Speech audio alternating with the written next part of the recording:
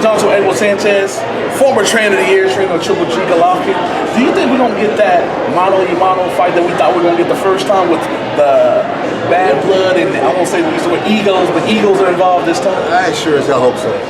For me too. I'm telling you that. I say that only because I think that we have to understand that we are in the entertainment business. We need to please the fans so they stick around and not necessarily for us only, but for the future fights and the future fighters and the future stars that they continue to support us. We didn't give them that the first time. We tried. Golovkin fought his fight the way he always fights. The other guy didn't want to fight. Hopefully this time the way he's talking and the egos and all that's gone on and the insults that have gone back and forth, hopefully because of that, at least we get a semblance of that. Even if it's 50% better, I think it'll be a better fight. With the Victor Artesian knockout on your record, you think y'all kind of got that drama show magic back that the people said it was missing? You know what? When you get to the elite level, you have to understand, we fought the guys that he hasn't knocked out are some exceptional fighters. Okay, you have to give it to Canelo. He's an exceptional fighter. Eddie Jacobs is an exceptional fighter. So the guys that he hasn't knocked out also wanted to win. Also put up the kind of fight that warranted credit to them. But you're not going to knock everybody out. He was trying his best to knock Danny out. Couldn't do it. He tried his best to knock Canelo out. Canelo wasn't willing to stand there to be knocked out. Or to knock Golovkin out. Danny tried to knock Golovkin out. Danny tried to hit Golovkin, where Canelo didn't. Go shoot Mexican American. A lot of your Latino fans are disappointed that Triple G's the favorite. I think he's a plus 150 right now. And the man Canelo's an underdog. Do you ever get into that? I know you like going to Vegas and you like the lines and stuff. I feel sometimes I'm saddened by the fact that we make this a race thing. To me, one of my best friends was in the Hall of Fame. His name is Terry Norris. He's a black man from Lubbock. Texas. He's a black man from Lubbock. His brother Orland is probably one of my best friends in boxing when we were together. I've had Mexicans, I've had Cubans, I've had I had a champion from Ghana. So it shouldn't be about that I'm Mexican and he's Kazakh and Canelo's Mexican. We should just be proud that we're at that level. And we're fighting at that level. What does make me proud, I will say that, is that his corner is Mexican and I'm Mexican. And we have a fight, probably the fight of the year. Hopefully, at least people look at it as a fight, could possibly fight of the year, where two Mexicans are leading the pack. You know? Great champions. Yeah, we're the corners. I mean, that right there we should be proud of, but not the fact that I'm Mexican, you shouldn't be training a Kazakh, or you're Mexican, you shouldn't be training a black man, or that the African American is training a Mexican. It should be that a good fighter, a good coach get together and they click. That's what's important. I have a young man named Ryan Martin right now in the gym from Tennessee. From Tennessee, yes. He's going to be hopefully in that tournament, the 140-pound tournament that's coming up. Now, Terrence Crawford belts. Yes. But we're going to be fighting a young man from Louisiana. We're going to be fighting some Russians. We're going to be fighting all kinds of different races.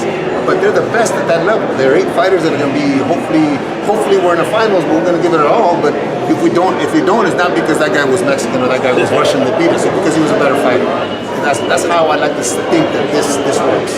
Because you spoke on that, what do you think race relation is in boxing? Do you think it mirrors what's happening in America? I think it's sad. I think it's sad that we're not seeing each other for who we are. You know, it's sad that I just saw a clip of some fool in back east at a pool asking some lady for her ID, even though her card opened the door. You know, I don't know if you saw that clip. No. Yeah, and the cops are called, and the guy actually got fired or resigned and then got fired. But sometimes I don't know if it's because President Trump is in office. I don't know if it's given some people that right to say things like they're saying, but we're all people, man. We're all struggling for the same thing. So what do you think about the Trump initiative with the border and stuff? I'm pretty sure that hits close to home for you. Look, my mother immigrated with me when I was 5 years old. She did it the correct way. I think that we as citizens of the United States have a responsibility to our citizens of the United States. And if we can control illegal immigration in some way, I think that will benefit all of us. There's a lot of starving people here in the United States. Mexicans, black folk, everybody, white folk. We all here grinding. And if we can at least control it, I'm not saying that we shouldn't allow nobody in. I'm saying that if it's done legally, I think that it helps our country. My father was a staunch believer in the government. My father's military man, a staunch believer, and so am I. I believe that we need to support whomever it is that is in the office, whether we agree with them or not, because that's what we chose. That's what the majority of our country chose. That's why we're in a democracy, that we get to have a choice. A lot of countries don't. A lot of people that I train come from countries that don't have a choice.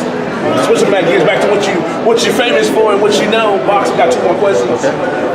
If Triple G gets his knockout, get the 21 title defense, how satisfied would it be? You think that'd be the signature moment, or it just matters as long as you get your hand raised and keep those belts? Or do you need to have some style with all the stuff that's happened over the last year? And also, what do you think when you hear the word Clan Blue Raw? I gotta ask you that too.